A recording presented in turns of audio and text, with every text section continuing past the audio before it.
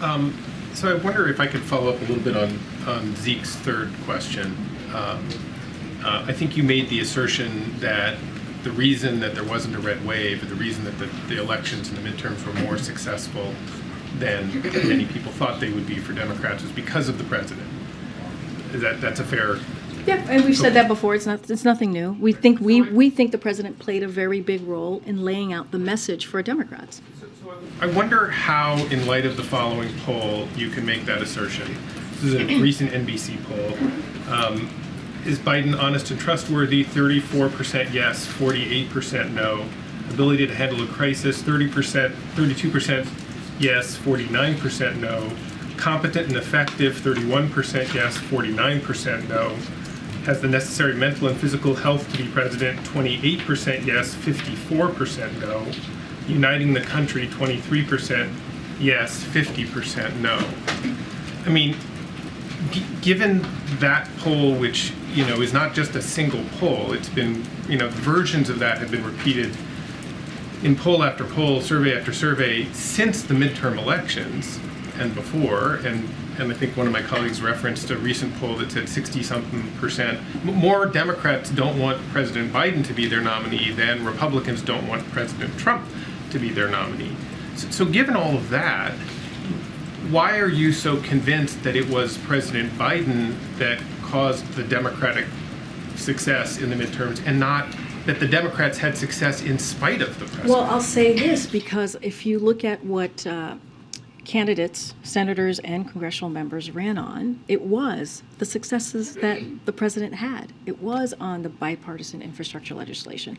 It was on the CHIPS and Science Act, which was bipartisan because of the president was able to make that happen. It was because of the Inflation Reduction Act. If you hear the message that was coming out of Democrats during the midterms, it was what we were able to deliver. So yes, so that's what they used, right? They used exactly what the president was able to do in order to get that success. And so it is, right, if you think about all of the pieces of historic legislation that became law, clearly, that we did last year, again, the president led that. And the president went out there and spoke on these very important pieces of historic legislation. When you think about what it's done for the economy, what it's done for the American people, how it's provided some relief, yeah, I think the president did play a big role. So then just one quick follow-up. I mean, I guess, does it suggest then that maybe the Democrats who were talking about the president's agenda have been more successful at talking about the president's agenda than the president himself has been? And does that make it all the more important tomorrow and whenever the president rolls out his re-election campaign, if he does, but does it make it that much more important for the president to somehow find a way to communicate as effectively as I guess some of these other Democrats were? Because obviously, however he's communicating now isn't translating. So I'll say this, Michael, and Brian spoke to this, right? I think he got this question every which way from your colleagues, and a very important question to ask. But I'll say this: we understand, and it is true that the American people are feeling inflation. They're feeling what the pandemic and COVID has done, right, the last 2-3 years. And so we understand that they're going to have some feelings about the economy right now. And so that is something that the president has always acknowledged and has said there's always more work to do.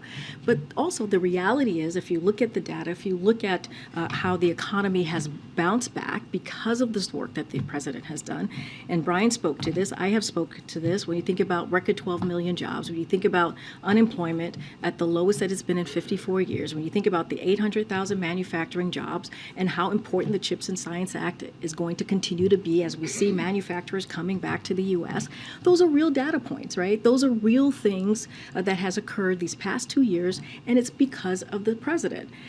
And so, look, we get where the American people are, but what we are going to focus on are the numbers that I just laid out, and that is also important. Will we continue to need to talk direct to the American people? Absolutely. That's why the State of the Union, we see it as an important moment to lay out for the president, to lay out how he sees the country moving forward, and also to remind folks and lay out what he has done the last 2 years. There's no easy answer there. I get where you're getting to, but this is an incredibly complicated time. What the president's going to focus on is how he's going to continue to deliver for the American people.